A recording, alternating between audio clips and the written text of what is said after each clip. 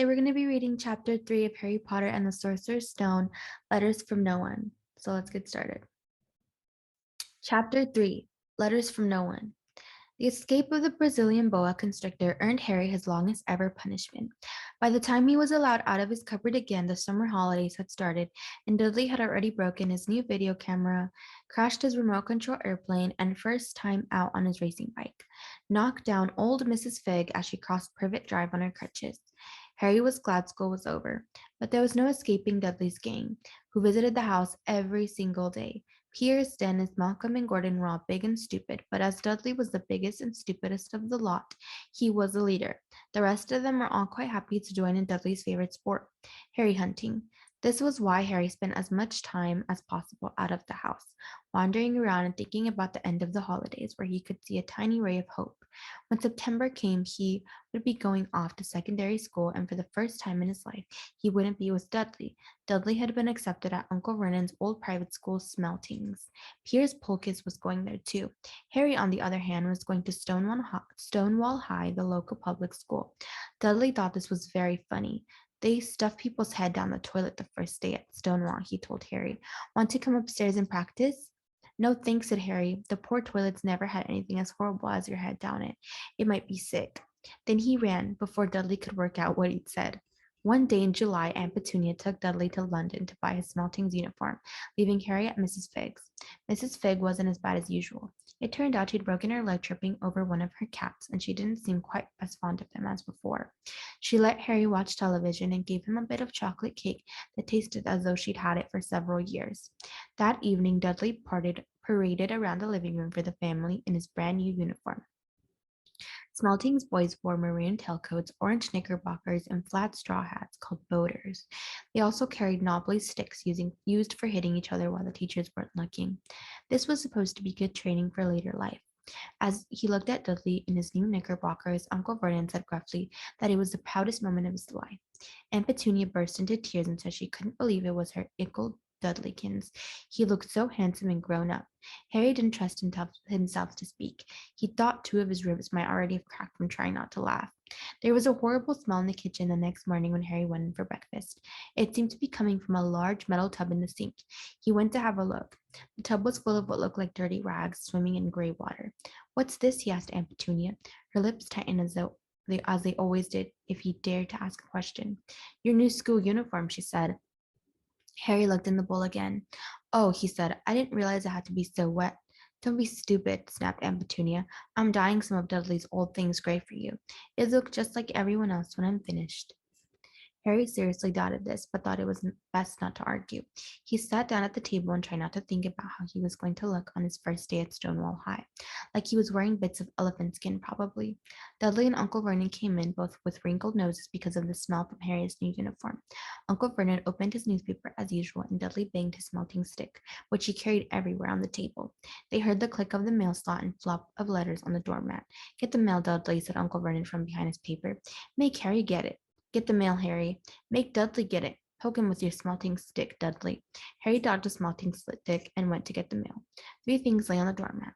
A postcard for Uncle Vernon's sister Marge, who was vacationing on the Isle of Wight, a brown envelope that looked like a bill, and a letter for Harry.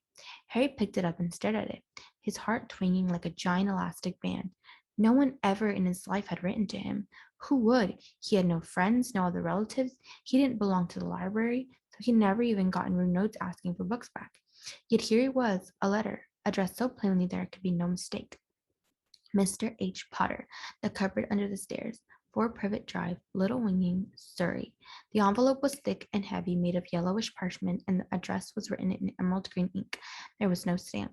Turning the envelope over, his hand trembling, Harry saw a purple wax seal bearing a coat of arms, a lion, an eagle, a badger, and a snake surrounding a letter H.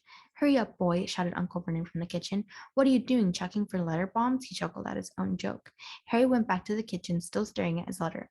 He handed Uncle Vernon the bill and the postcard, sat down, and slowly began to open the yellow envelope. Uncle Vernon ripped open the bill, snorted in disgust, and flipped over the postcard. Marge is ill, he informed Aunt Petunia. Ate a funny whelk. Dad, said Dudley suddenly.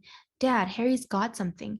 Harry was on the point of unfolding a letter which was written on some heavy parchment as the envelope, which it was when it was jerked sharply out of his hand by Uncle Vernon. That's mine, said Harry, trying to snatch it back. Who'd be writing to you? Sneered Uncle Vernon, shaking the letter open with one hand and glancing at it.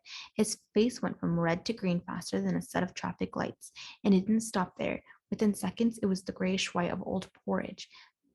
Petunia, he gasped. Dudley tried to grab the letter to read it, but Uncle Vernon held it high out of his reach. Aunt Petunia took it curiously and read the first line. For a moment, it looked as though she might faint. She clutched her throat and made a choking noise. Vernon, oh my goodness, Vernon. They stared at each other, seeming to have forgotten that Harry and Dudley were still in the room. Dudley wasn't used to being ignored. He gave his father a sharp tap on the head with his smelting stick. I want to read that letter, he said loudly. I want to read it, said Harry furiously, as it's mine. Get out, both of you, croaked Uncle Vernon, stuffing the letter back inside its envelope. Harry didn't move. I want my letter, he shouted. Let me see it, demanded Dudley. Out, roared Uncle Vernon, and he took both Harry and Dudley by the scuffs of their necks and threw them into the hall, slamming the kitchen door behind him. Harry and Dudley promptly had a furious but silent fight over who would listen at the keyhole. Dudley won, so Harry, his glasses dangling from one ear, lay flat on his stomach to listen at the crack between the door and the floor. Vernon, Aunt Petunia was saying in a quivering voice, look at the address. How could they possibly know where he sleeps? You don't think they're watching the house? Watching, spying, might be following us, muttered Uncle Vernon wildly. But what should we do, Vernon? Should we write back? Tell them we don't want. Harry could see Uncle Vernon's shiny black shoes pacing up and down the kitchen. No, he said finally. No, we'll ignore it.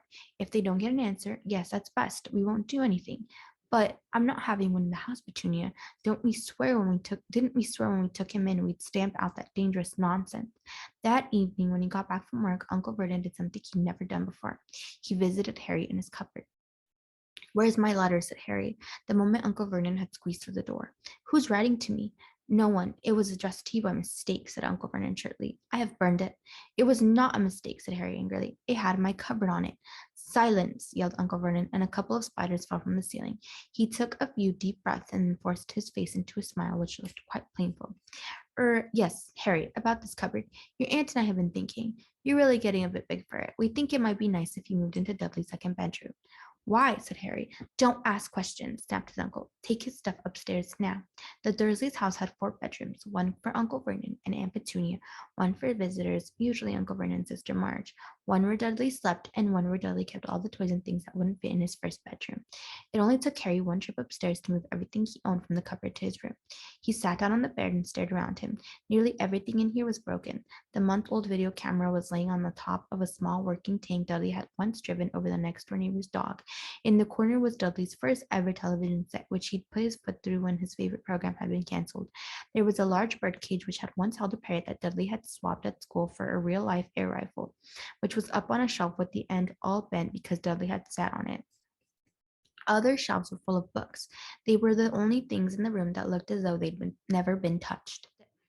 From downstairs came the sound of Dudley bawling at his mother. I don't want him in there. I need that room. Make him get out. Harry sighed and stretched out on the bed. Yesterday he had given anything to be up here. Today he'd rather be back in his cupboard with that letter than up here without it. Next morning at breakfast, everyone was rather quiet. Dudley was in shock. He'd screamed, whacked his father with a smelting stick, been sick on purpose, kicked his mother, and thrown his tortoise through the greenhouse roof, and he still didn't have his room back. Harry was thinking about this time yesterday and bitterly wishing he'd opened the letter in the hall. Uncle Vernon and Aunt Petunia kept looking at each other darkly. When the mail arrived, Uncle Vernon, who seemed to be trying to be nice to Harry, made Dudley go and get it. They heard him banging things with his mounting stick all the way down the hall. Then he shouted, There's another one. Mr. H. Potter, the smallest bedroom, 4 Privet Drive. With a strangled cry, Uncle Vernon leapt from his seat and ran down the hall, Harry right behind him. Uncle Vernon had to wrestle Dudley to the ground to get the letter from him, which was made difficult by the fact that Harry had grabbed Uncle Vernon around the neck from behind. After a minute of confused fighting in which everyone got hit a lot by the smelting stick, Uncle Vernon straightened up, gasping for air, with Harry's letter clutched in his hand. Go to your cupboard, your bedroom, he wheezed at Harry. Dudley, go, just go. Harry walked round and round his new room. Someone knew he had moved out of his cupboard, and they seemed to know he hadn't received his first letter. Surely that meant they'd try again. And this time, he'd make sure they didn't fail. He had a plan. The repaired alarm clock rang at 6 o'clock the next morning. Harry turned it off quickly and dressed silently. He mustn't waken the Dursleys. He stole downstairs without turning on any of the lights. He was going to wait for the postman on the corner of Privet Drive and get the letters for number 4 first. His heart hammered as he crept across the dark hall toward the front door. Ark! Harry leapt into the room, into the air. He trotted on something big and squashy on the doormat. Something alive.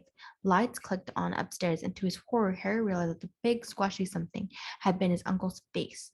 Uncle Vernon had been laying at the foot of the front door in a sleeping bag, clearly making sure that Harry didn't do exactly what he'd been trying to do. He shouted at Harry for about half an hour, and then told him to go and make a cup of tea.